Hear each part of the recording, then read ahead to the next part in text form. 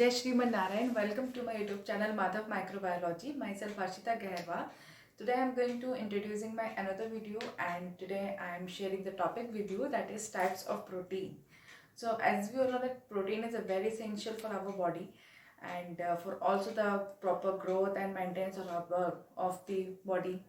So proteins के क्या क्या टाइप्स हैं. वैसे प्रोटीन्स के सोर्स तो बहुत सारे हैं जिन सोर्स के थ्रू हम प्रोटीन इंटेक कर सकते हैं. तो मैं पहले सोर्स बता देती हूँ, फिर उसके बाद में मैं आपको टाइप्स ऑफ प्रोटीन भी बताऊंगी. तो सबसे पहले आता है animal based and plant based. So what are the difference between the animal based protein and a plant based protein.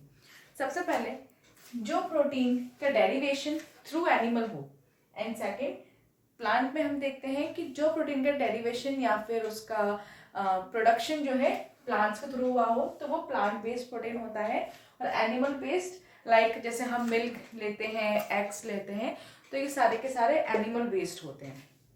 So here I am giving the example of egg protein and milk protein. So जो सबसे ज्यादा protein पाया जाता है animal based protein के through, that is egg, and वो भी egg whites में सबसे ज़्यादातर जब भी कोई डाइट्स हम फॉलो करते हैं, तो जब हम कहते हैं कि that we are going to take the eggs in our diet, जिसमें एक बैलेंस डाइट हमें दिया जाता है, तो उसमें हम क्या करते हैं कि एग योग को स्किप करते हैं, एग वाइट को अडॉप्ट करते हैं. क्योंकि एग योग जो होता है वो फैटी, उसके अंदर फैटी सब्सटेंसेस होते हैं जिसकी वजह से आपका फैट बढ़ सकता है. लेकिन जब भी हमें डॉक्टर रिकमेंड करते हैं having the eggs in a balance diet, तो वो एग वाइट्स को करती है, क्योंकि एग वाइट्स के अंदर प्रोटीन की काफ़ी ज़्यादा पोर्शन होता है एंड वो लाइट वेट भी होता है. तो एग वाइट्स में सबसे ज़्यादा इसमें होता है, एंड साथ ही साथ ये इजीली डाइजेस्ट हो जाता है, इजीली ब्रेकन डाउन होकर सिंपल फॉर्म में आके ये डाइजेस्ट हो जाता है. साथ ही साथ it is also important for the BCCA. What is BCCA? तो जो BCC है, इसका जो फुल फॉर्म है वो है branched chain of amino acid. ये है BCAA. ये सबसे ज्यादा एथलीट्स लेते हैं, जितने भी एथलीट्स होते हैं ये सबसे ज्यादा यही लेते हैं, क्योंकि इसमें प्रॉपर BCCA के लिए प्रॉपर एक तरीके से रेगुलेशन होता है मसल्स का, बोन्स का, एंड जो एक इम्पॉर्टेंट होता है एक बिल्डअप के लिए, एक अच्छा प्रोटीन बनाने के लिए. तो ये इसमें इसका इस्तेमाल होता है, यूज होता है. सेकेंड आता है मिल्क प्रोटीन. तो what is milk protein? Milk protein again जैसे हमें एनिमल्स के थ्रू आता है लाइक काउ, बफेलो, तो उनके थ्रू जो आता है, जिसमें मिल्क प्रोटीन में भी जो वीव होता है, इसके अंदर होता है 20% मिल्क प्रोटीन. अच्छा, वी में. और जो कैसिन होता है इसमें होता है 80% मिल्क प्रोटीन, जो कि इससे ज्यादा होता है. एंड ये इजीली हो जाता है और ये भी थोड़ा सा अलग रहता है, ये एक पाउडर फॉर्म में रहता है. और कैसिन जो होता है ज्यादातर ये मदर मिल्क में मिलता है. तो ये हुआ. इसके बाद आता है plant based protein. What is a plant based protein? As I earlier said कि ये प्रोटीन जो ड्राइव होते हैं थ्रू द प्लांट मोड, तो इससे आता है. तो हमने यहाँ लिखा है soya protein. So what is soya protein? Soya protein is a protein which is produced through the soya plant और एनी सोयाबीन प्लांट और any other. So like from the plant. तो जो सोय है इसको कंज्यूम कब किया जाता है? इसको जितने भी ये सोय प्रोटीन का जो कंजप्शन होता है वो होता है अर्ली टू द बेड. मतलब आप जब रात में सोते जाते हो उससे पहले उसको लेते हैं, क्योंकि इसको काफी लंबा समय लगता है ब्रेक डाउन होने में, इसका कंज्यूम होने के बाद एब्जॉर्ब होकर ब्रेक डाउन होना, रेस्ट होने में, तो इसको तब लिया जाता है. फिर उसके बाद एक आजकल एक नया एक ऑप्शन जो है एडॉप्ट होता है, वो है vegan product. What is a vegan product? Vegan product, which product are not derived through any animal, it is derived from a plant. तो वो वीगन है. तो वीगन के अंदर भी बहुत सारे आपको प्रोटीन के सोर्स मिलते हैं जो बहुत अच्छे होते हैं, like soya milk, almond milk, tofu या soybean paneer. So these are the vegan options, and other which are not through the even इसमें आप कर्ड जो है इसका पार्ट नहीं है. Curd is not part of vegan, because curd के अंदर माइक्रो ऑर्गेनिजम्स होते हैं, तो वो एनिमल बेस्ड ही हो गया, इसलिए वो उसका पार्ट नहीं है. तो soy milk is another, almond milk is and tofu. So these are not from the animal derived, these are the plant derivation. Now I come to the point on types of protein. तो types of protein, हर एक protein का एक अपना अलग specific function है, अपने एक specific उसका क्राइटेरिया है। तो जब हम प्रोटीन की बात करते हैं तो प्रोटीन क्या है, एक माइक्रो न्यूट्रिएंट्स है जिसकी बहुत ज़रूरत है बॉडी के मेंटेन के लिए, ग्रोथ के लिए एंड अदर फंक्शनल चीज़ों के लिए। तो अब मैं पहले बात करती हूँ हार्मोनल प्रोटीन के बारे में। तो हार्मोनल प्रोटीन क्या है? So from the name we can understand itself that what is a hormonal protein. So hormonal protein एक वो प्रोटीन है जिसमें हार्मोन्स का मेन काम होता है। लाइक हम जानते हैं कि हार्मोनल एक केमिकल मैसेंजर का काम करते हैं, एक तरीके से एक सेल का सिग्नल दूसरे सेल में जाता है, तो इस तरीके से हार्मोन्स का काम होता है। तो एक हार्मोन होता है इंसुलिन। ये हार्मोन जो है इंसुलिन है, ये एक मेन हार्मोनल प्रोटीन है। इंसुलिन जो है हमारे पैनक्रियास से सीक्रेट होता है एंड ये बॉडी के शुगर लेवल को कंट्रोल करता है, बैलेंस करता है, ब्लड लेवल, जो हमारे हार्मोनल प्रोटीन का मेन काम है। फिर आता है एंजाइमेटिक प्रोटीन।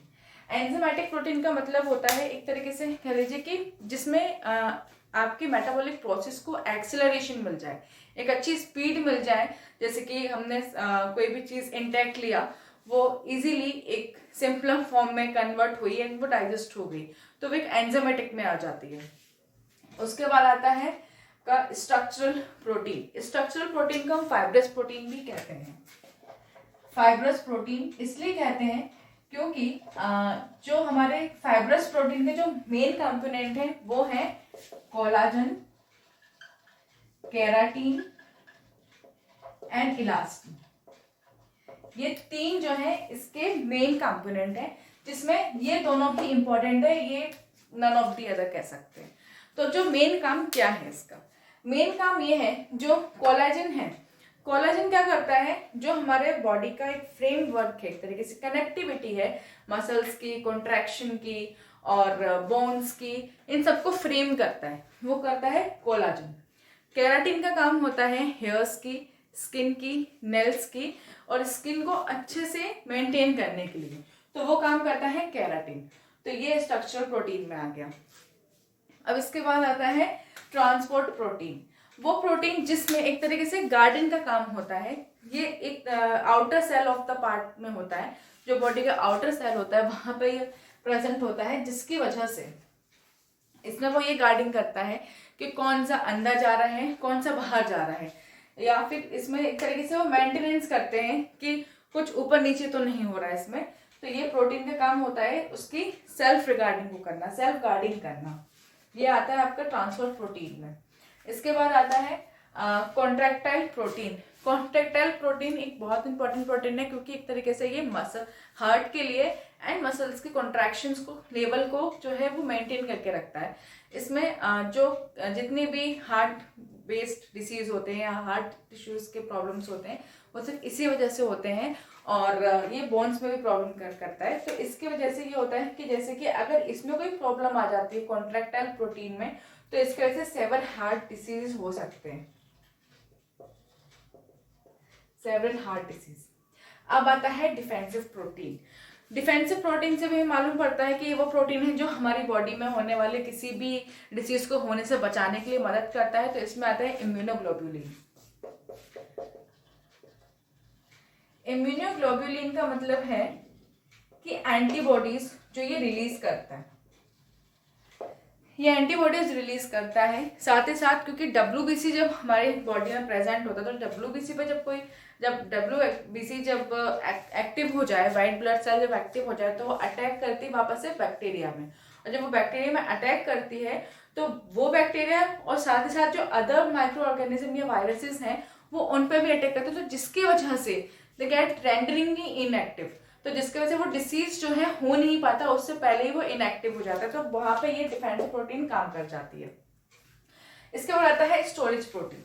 स्टोरेज प्रोटीन क्या होता है? स्टोरेज प्रोटीन एक वो प्रोटीन होता है जिसके अंदर बहुत सारे, हम देखते हैं वो प्रोटीन जैसे कि एल्बुमिन हुआ या कैसीन हुआ या फिर ओवल एल्बुमिन हुआ, जिसमें ये आते हैं। तो जो हमारा कैसीन है, कैसीन हो गया, और ओवल एल्बुमिन हो गया। तो जो ओवल एल्बुमिन है ये आता है एम्ब्रॉयनिक डेवलपमेंट के लिए। एम्ब्रॉयनिक डेवलपमेंट के लिए आता है। सो हेंस ये मैंने टाइप्स ऑफ प्रोटीन्स आपको बताए हैं। हर एक प्रोटीन्स का मैंने आपको मोड बताया है और उनका अपना स्पेसिफिक फंक्शन बताया है। तो आई होप कि इससे एक कॉन्सेप्ट जो है टाइप्स ऑफ प्रोटीन का भी क्लियर हुआ होगा कि हर एक प्रोटीन का एक अपना अलग वर्क होता है। अब जैसे हम एक कॉमन सा एग्जांपल है कि जैसे कुछ भी बॉडी में चेंजेस आता है तो सबसे पहले हम कहते हैं कि there was a hormonal changes. तो वो हार्मोनल चेंजेस ही होता है क्योंकि उसके अंदर एक केमिकल मैसेंजर होता है जो सिग्नल्स एक सेल से दूसरे में पहुंचाता है, उसके बाद सारी चीज़ें एक्टिव होती चली जाती हैं। इसी तरीके से इसमें भी यही है कि जैसे मैंने आपको बताया था स्टोरेज में एम्ब्रॉयनिक डेवलपमेंट के लिए ओवल एल्ब्यूमिन आता है, साथ ही साथ में ट्रांसपोर्ट का भी बताया था कि वो उसको गार्ड करने के लिए काम करते हैं, और रिसेप्टर का भी बताया था। सो रिसेप्टर प्रोटीन जो होता है वो प्रेजेंट होता है सेल के आउटर पार्ट में, एंड ये वहाँ पे काम करता है कि वो चेक करता है अवेलेबिलिटी ऑफ वाटर प्रेजेंट कितने हैं, न्यूट्रिएंट्स कितने हैं, एंड उसके बाद में जो एंडोक्राइन ग्लैंड है उससे सीक्रेट होता है इपाइन प्राइन। तो जो इपाइन प्राइन होता है ये मेन काम करता है बॉडी के इंसुलिन लेवल को मेंटेन करने के लिए, तो वहाँ पर रिसेप्टर प्रोटीन का काम आता है। इसके बाद आता है ट्रांसपोर्ट प्रोटीन। सो ट्रांसपोर्ट प्रोटीन भी एक बहुत ही वाइटल रोल प्ले करता है इसको बॉडी के अंदर। तो जो ट्रांसपोर्ट प्रोटीन है इसके अंदर ये होता है कि जैसे कि जो लंग्स हैं, लंग्स से हमारी बॉडी में ऑक्सीजन आता है, तो लंग से जब ऑक्सीजन आता है उसके बाद में जो एल्बुमिन है, एल्बुमिन जो है सारा फैट ब्लड स्ट्रीम से कंज्यूम कर लेती है या एब्जॉर्व कर लेती है। उसके बाद में मायोग्लोब्यूलिन जो होती है वो होम्योग्लोबिन से ऑक्सीजन को ले लेती है एंड फिर जाके वो मसल्स में छोड़ देती है। जैसे बताती हूँ, लंग से गई ब्लड स्ट्रीम में, सॉरी लंग से गई बॉडी में, सॉरी लंग से ऑक्सीजन गया, लंग से ऑक्सीजन गया बॉडी में। इसके बाद यहाँ पे एल्बुमिन ने सारा फैट जो है ले लिया और वो गया ब्लड स्ट्रीम में। ब्लड स्ट्रीम के बाद मायोग्लोब्यूलिन ने ऑक्सीजन को लिया और दे दिया मसल्स में। फिर उसके बाद कैलबिडिन ये एक मेजर ट्रांसपोर्ट प्रोटीन है जो इंटेस्टाइनल के सेल वॉल से कैल्शियम को एब्जॉर्ब करेगा, कैल्शियम को इंटेस्टाइनल से एब्जॉर्ब करेगा। तो ये एक बहुत ही बड़ा ये ट्रांसपोर्ट प्रोटीन है। तो इस तरीके से ट्रांसपोर्ट प्रोटीन का ये काम होता है। तो हर एक प्रोटीन का अपना एक स्पेसिफिक वर्क है जिसकी वजह से ह्यूमन बॉडी जो है रेगुलेट होती है। So hence I hope that you understand the topic type of protein and animal based protein or a plant based protein. So I hope you like my video. So please like my video if you liked, and if you are new then please subscribe my channel so you can easily subscribe with my or notified with my new video. So thank you so much.